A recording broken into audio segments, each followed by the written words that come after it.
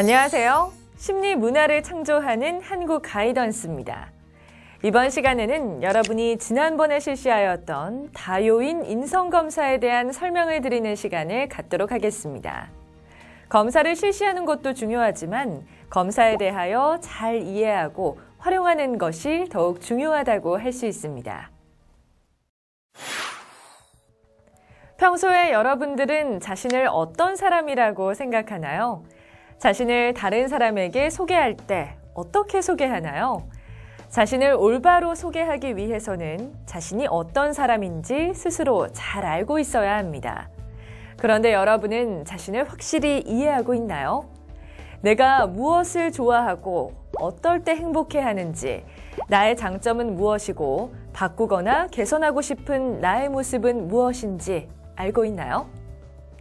아마도 가까운 친구와 갈등이 생겼을 때나 가족들에게 불만을 느낄 때 또는 혼자 조용히 있는 시간에 자신과 다른 사람에 대해서 생각해 보았을 겁니다. 청소년기는 생애 발달의 한 단계로 신체적인 발달과 더불어 흔히 말하는 사춘기로 접어드는 시기입니다. 따라서 정체감이 발달되는 시기입니다. 오늘 제가 설명하게 될 이 다요인 인성검사는 여러분의 성격과 자신의 행동 특성들을 과학적이고 통계적인 심리 연구 과정을 통해 객관적인 정보를 줍니다. 따라서 이 검사 결과는 현재 발달 상태로 이해하시면 되고 어떤 특성들이 좋다, 나쁘다로 평가될 수 있는 요소가 아님을 이해하셔야 합니다. 결과에 나타나는 성격별 특징들은 이미 결정된 상태로 보아서는 안 되며 충분히 변화할 수 있는 가능성이 있다는 것을 명심하시기 바랍니다. 그러면 결과표와 화면을 보면서 척도에 대한 자세한 설명을 드리도록 하겠습니다.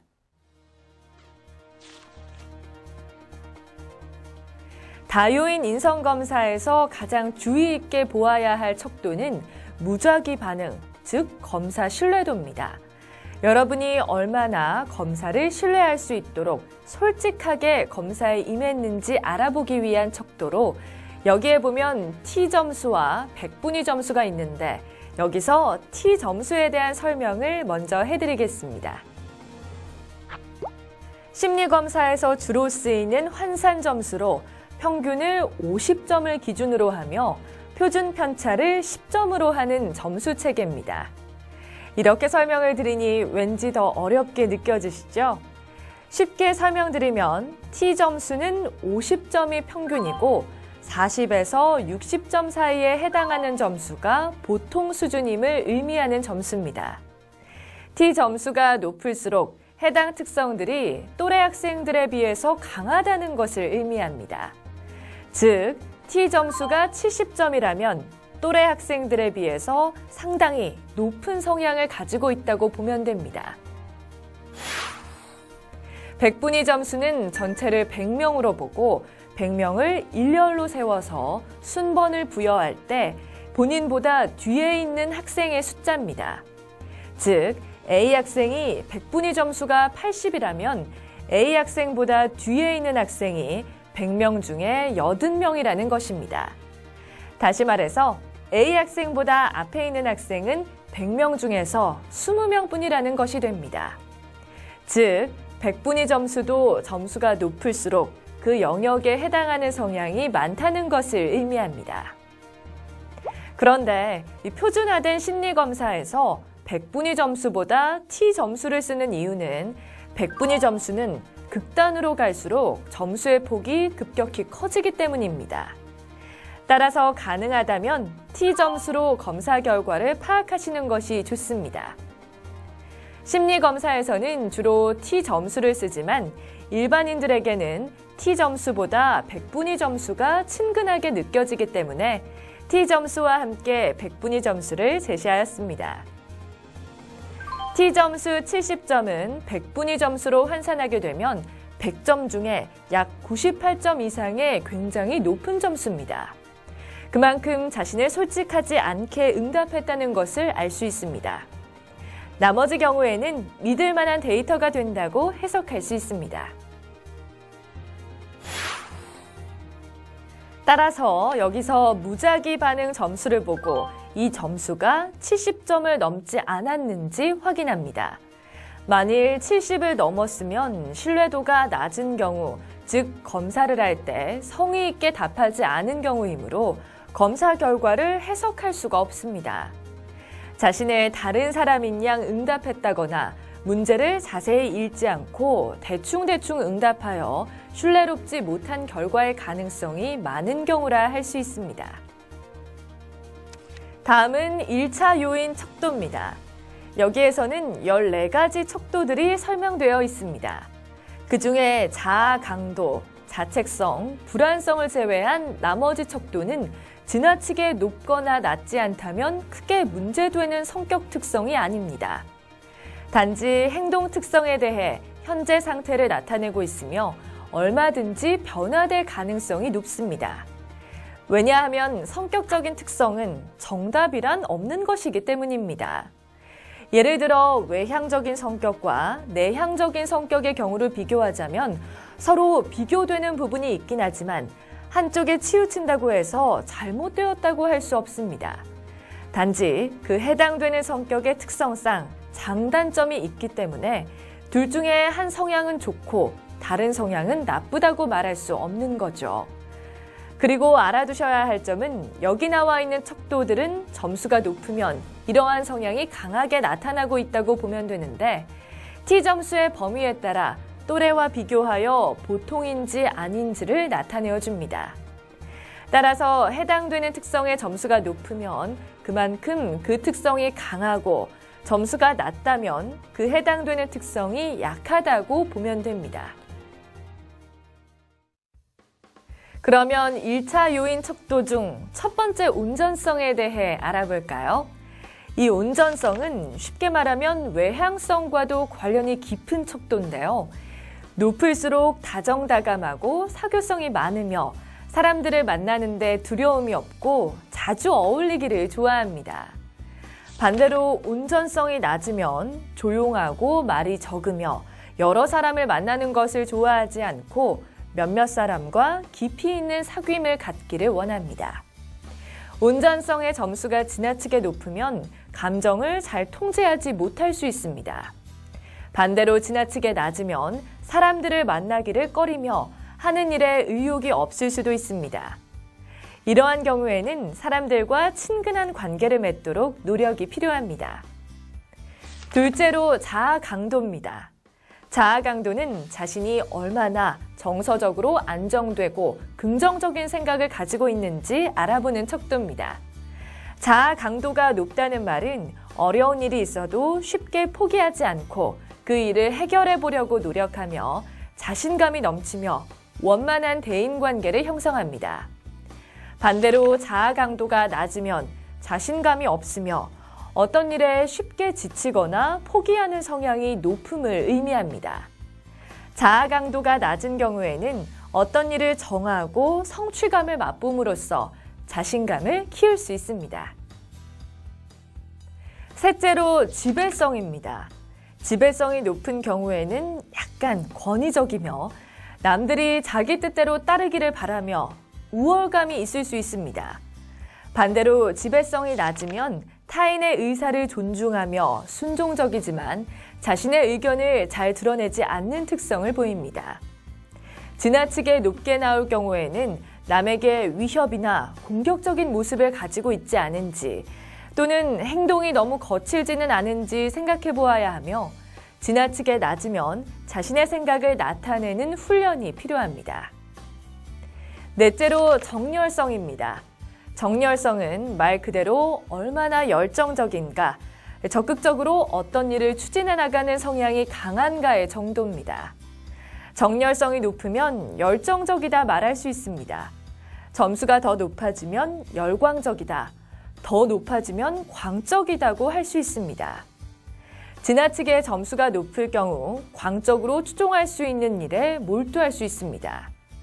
반대로 정열성이 낮은 경우에는 매사에 적극적이지 못하고 소극적입니다. 지나치게 낮으면 매사에 의욕이 없고 자신감이 없고 무력합니다. 이런 경우에는 에너지를 되찾기 위한 적극적인 자세와 행동이 필요합니다. 다섯째로 도덕성입니다. 도덕성은 얼마나 양심적이고 규칙이나 규범을 얼마나 잘 지키는가 알아보는 척도입니다.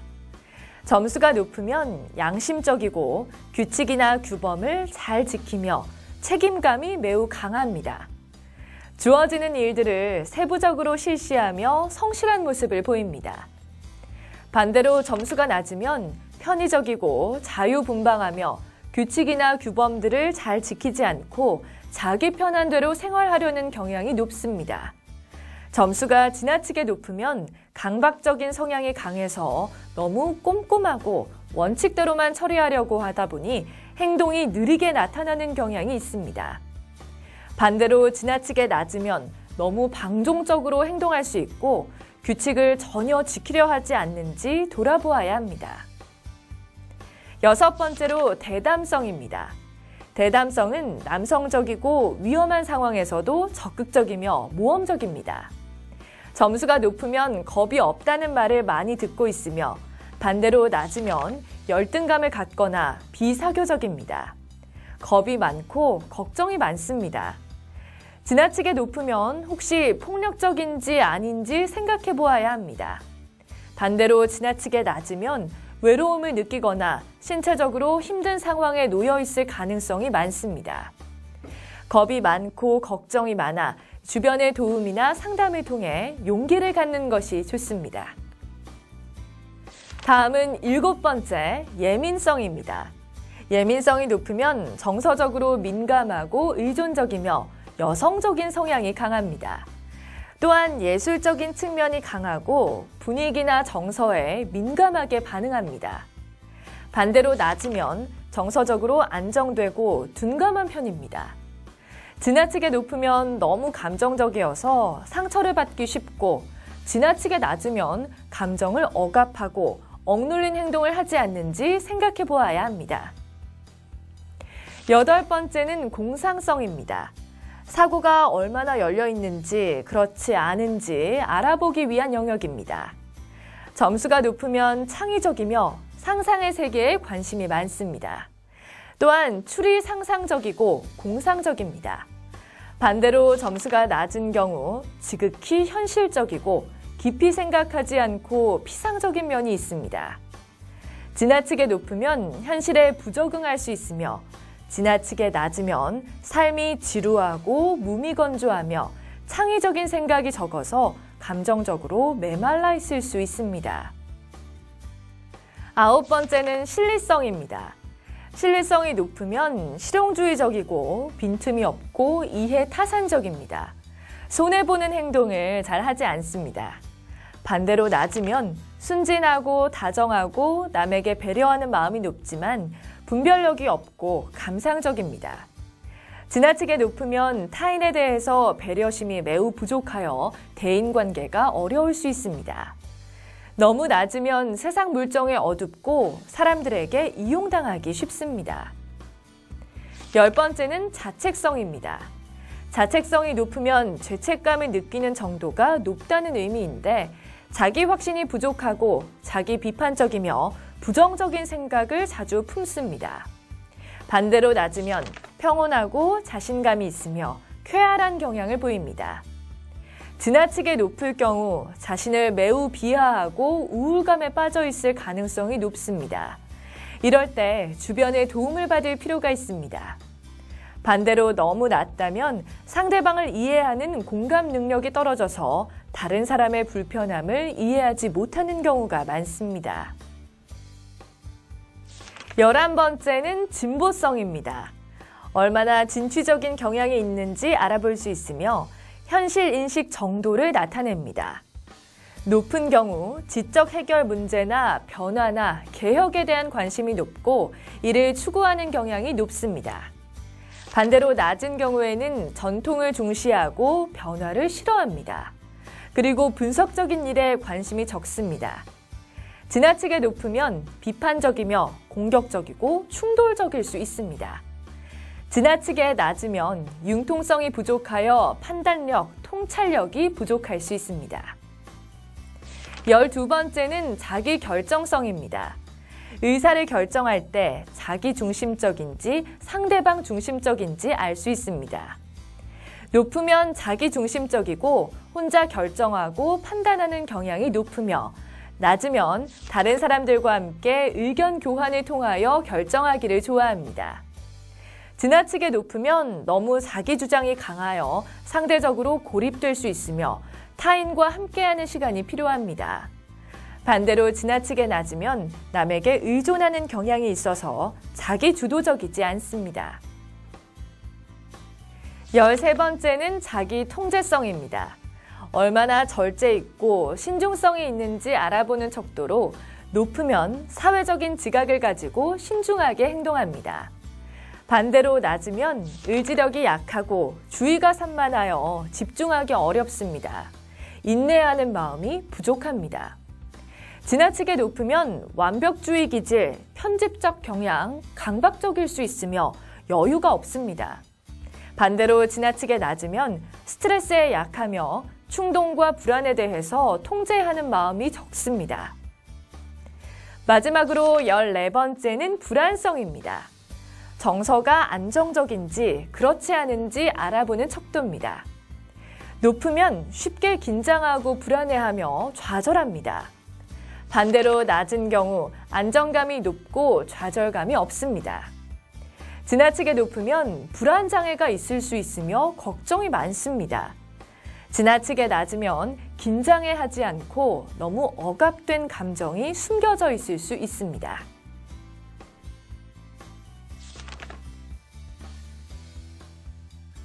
지금까지 14가지 척도에 대해 알아보았습니다. 기본적인 척도에 대해 이해하시면 2차 요인 척도는 쉽게 이해할 수 있습니다. 이 척도들은 현실에게 적용 가능한 특징들을 뽑아서 기록한 것입니다. 여기에서 주의할 것은 약한 불안 영역에서 불안 정도가 약하냐, 강하냐 정도를 알아보는 부분이므로 약한 불안은 불안감이 낮고 스트레스에 강하며 만족하는 생활을 하고 있음을 나타냅니다. 마지막으로 여러분의 결과에서 기본 척도 중에 여러 영역별과 연관된 요인별로 여러분의 어려움이나 특성을 알아볼 수 있습니다. 대인관계는 온전성, 지배성, 대담성, 신뢰성 등이 모두 낮게 나올 경우 사람들을 두려워하고 겁이 많고 소심하며 매사에 부정적이고 우울해하는 경향이 높습니다.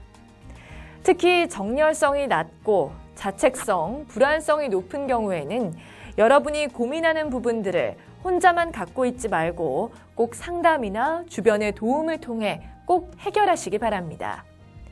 그리고 도덕성이 너무 낮고 자책성이 높은 경우에는 혹시 규칙이나 규범들을 너무 지키지 않고 마음대로 행동하지는 않는지 스스로 생각해 보아야 합니다. 이상으로 각 척도에 대한 설명을 드렸습니다. 종합 소견을 참고하여 자신의 현재 성격 특성을 파악하고 자신의 강점과 약점을 잘 파악하여 자신의 올바르고 건강한 마음과 성격을 개발하도록 노력하여야 하겠습니다.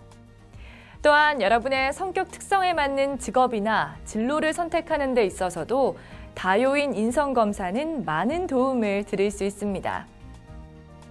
지금까지 다요인 인성검사의 하위 요인과 활용 방안에 대해 알아봤는데요. 설명을 잘 들은 학생들은 자신의 결과에 대해서 잘 이해했을 텐데요. 하지만 시간이 지나면 또 기억이 잘 안 난다든지 또는 결과지를 잃어버리면 자신의 결과 내용을 기억하기란 쉽지 않겠죠? 그래서 한국 가이던스는 여러분들의 검사 결과를 인터넷으로 다시 확인할 수 있도록 개개인의 사이버방을 만들어 놓았습니다. 결과표 좌측 하단에 보면 접속 번호가 있을 것입니다. 이 접속 번호는 개인마다 고유한 번호가 부여되게 되며 이 접속 번호를 한국 가이던스 홈페이지에 있는 접속 번호 입력란에 입력하시면 자신의 결과를 확인할 수 있도록 무료로 지원이 되고 있으니 언제든지 가이던스 홈페이지를 활용하시기 바랍니다. 지금까지 다요인 인성검사에 대한 척도와 결과에 대한 설명을 해드렸습니다. 여러분의 성격에 대해 이해가 되었나요? 검사 결과를 올바로 이해하는 것도 중요하지만 이 결과를 바탕으로 자신을 더 아름답게 만들어가는 것도 중요하리라 생각합니다. 사람은 누구나 변화하고 완벽해질 수 없습니다. 완벽해지려고 노력하고 있을 뿐입니다. 자신을 이해하고 자신을 사랑하는 마음을 가진다면 여러분의 미래도 아름답고 더 행복해질 것입니다. 지금까지 들어주신 학생 여러분 수고하셨습니다. 감사합니다.